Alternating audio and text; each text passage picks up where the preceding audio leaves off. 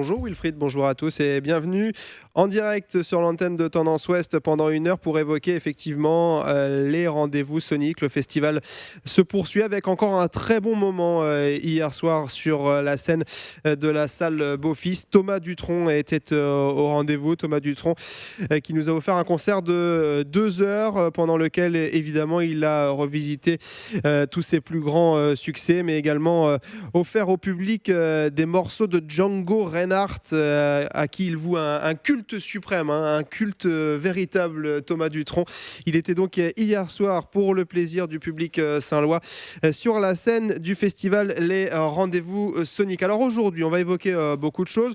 On va évoquer évidemment l'avenir de ce festival à Saint-Lô, puisque le maire de la ville, François Brière, sera avec nous tout à l'heure aux alentours de 12h30. Vous entendrez quelques-uns des artistes. Il y aura Romain Camille notamment, c'est un des Saint-Love, Romain Camille. Les Saint-Love, on va en parler pendant longtemps dans cette émission avec Nicolas Daprini, qui est le premier invité, directeur et programmateur du festival Les Rendez-vous Soniques. Bonjour Nicolas. Bonjour. Vous étiez avec nous mardi pour l'ouverture du festival. Vous revenez aujourd'hui pour évoquer les Saint-Love, mais pas seulement. D'abord, les 2 premiers jours de ce festival, ça s'est super bien passé. On a pu assister à quelques concerts. Le public est au rendez-vous. J'ai envie de dire tout va bien. Le public est au rendez-vous, les artistes également, c'est important. Vous parliez tout à l'heure de Thomas Dutronc, très chouette concert. Des amis qui jouent ensemble depuis des années. Cette salle aussi très chaleureuse, c'était un très très grand moment, je pense, pour tout le monde. Et l'artiste compris. Thomas était ravi après son concert. Ouais.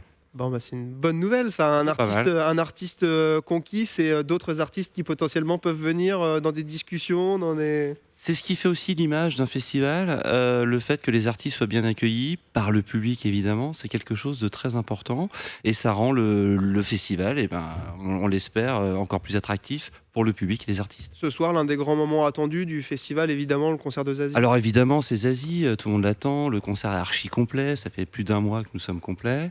Une première partie aussi, c'est vraiment l'idée du festival, j'arrête pas de me répéter, mais en première partie, on aura la chance de voir Adrien Soleiman. Voilà, donc Zazie, évidemment, c'est la tête d'affiche des Rendez-vous Soniques cette année, tout le monde l'attend. Revenir sur les elle est bien premières... arrivée, je vous confirme. C'est vrai, elle est arrivée. Oui, bon, c'est pour ceux qui veulent la chercher dans Saint-Lô, elle est arrivée. Les premières parties, tiens, on peut s'attarder quelques instants dessus. J'ai eu la chance de voir et le concert de Jen et le concert de Thomas Dutronc, et donc et la première partie de Dom Lanena et la première partie de Boule. Ce qui est incroyable, c'est qu'on a des univers totalement différents là. Dans la programmation, on y pense, c'est important. Il ne faut pas que les artistes se ressemblent forcément. C'est important d'avoir une soirée avec une palette aussi assez large au niveau des styles. Je pense que si on avait mis de la guitare manouche juste avant Dutronc ou quelque chose d'électronique avant Dom Lanena, il faut quand même quelque chose d'assez large. Et c'est vrai que la rencontre Dom Lanena pour Jen et Boule pour Thomas, ça s'est très très bien passé. Et c'est aussi un vrai tremplin pour ces artistes-là de conquérir un public. Demain, en première partie de trio, Jahen Horseman, il était avec nous hier. Jahen, il nous a offert 2 morceaux en live. C'était bien. Ouais, c'était super bien. Ouais.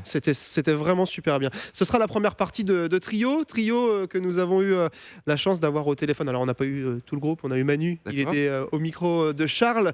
Écoutez cette interview avant le passage de trio demain au Rendez-vous Sonique à Saint-Lô. Trio se produit en Normandie ce vendredi à Saint-Lô dans le cadre du festival Les Rendez-vous Soniques, puis le 17 novembre au Mans, le 18 à Alençon. Nous sommes avec Manu du groupe Trio. Bonjour Manu. Salut Charles, comment ça va? Mais ça va très bien, bienvenue sur Tendance Ouest. Je rappelle que le nouvel album s'appelle Vent debout. Il est sorti fin octobre, alors ça fait plus de 20 ans que Trio existe. C'est le 6e album. Vous le décrivez notamment comme un album adolescent avec des musiques, des rythmes légers, mais des textes parfois sombres, parfois optimistes, qui mènent souvent à la réflexion, qui dénoncent et qui explorent des pistes. C'est ça Trio en ce moment? Écoute, c'est plein de choses, mais l'album de Vent debout est un album très engagé et on l'assume en tant que tel. C'est un album qui évidemment est chargé de ce qui a pu se passer depuis 2 ans, notamment avec les attentats. On a perdu les amis chers aussi dans ces attentats, donc on a été très affectés évidemment.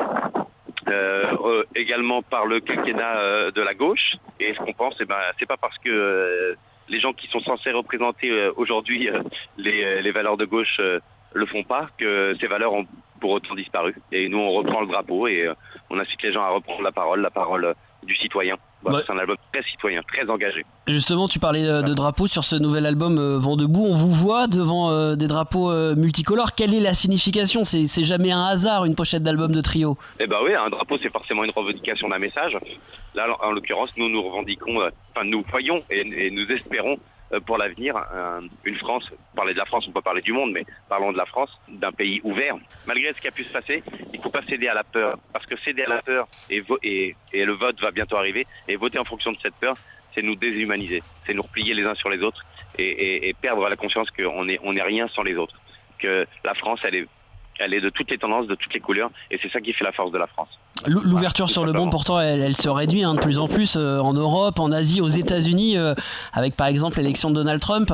Alors écoute, Donald Trump, moi je vais te dire, je suis pas un spécialiste en politique. Je vais citer Frank Zappa, un musicien et compositeur que j'aime beaucoup, et qui disait que la politique n'est que le département divertissement, on va dire, la division divertissement du complexe militaro-industriel. Donc au bout d'un moment, on pourrait blaguer là-dessus en disant que les États-Unis, d'une certaine façon, c'est Disneyland, c'est un grand parc d'attractions, et ils ont élu Donald. Donc finalement, c'est raccord. Évidemment que le mec fait peur à plein d'égards, parce que le mec est complètement, et lui, il pense un truc replié, paranoïaque, voilà, il est hyper belliqueux, quoi. C'est clair que le mec, il inspire pas confiance.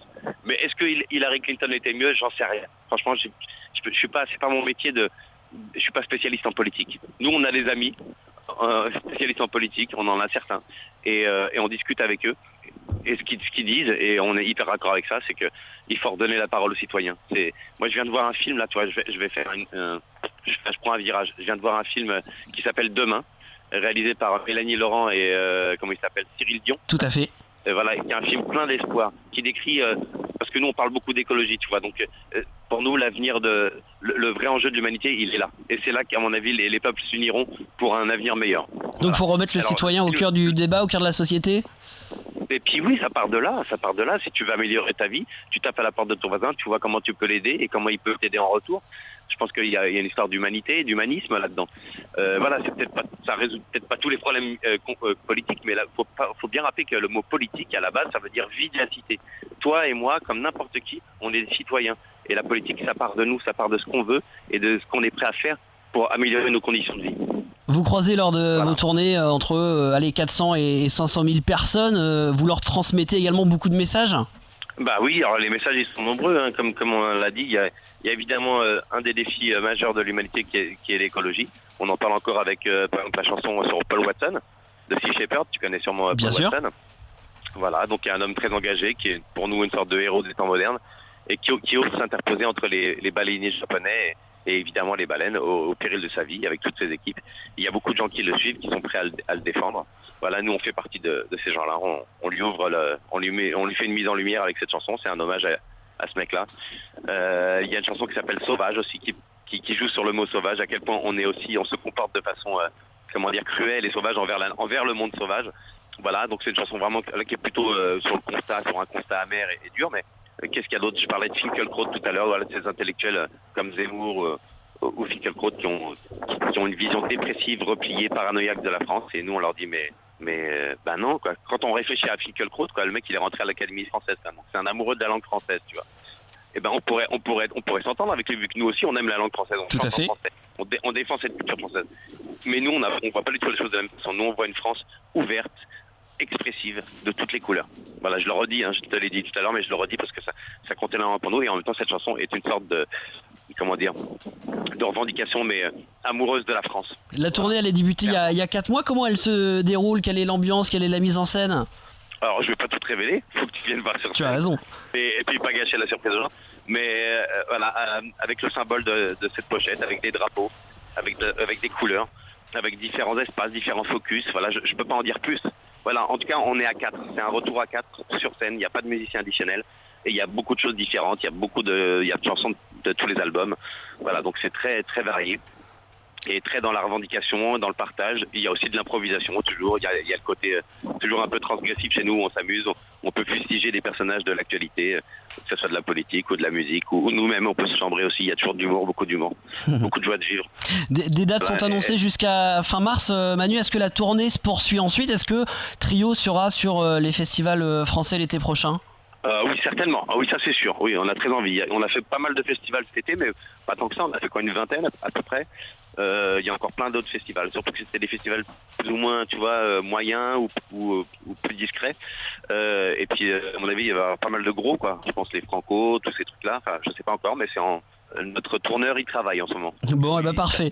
Venez découvrir Trio sur scène à Saint-Lô dans le cadre du festival Les Rendez-vous Sonic. C'est ce vendredi, le 17 novembre au Mans, le 18 novembre à Alençon. Il y a toutes les dates sur internet. Et puis l'album Vent debout est toujours disponible. Merci beaucoup, Manu.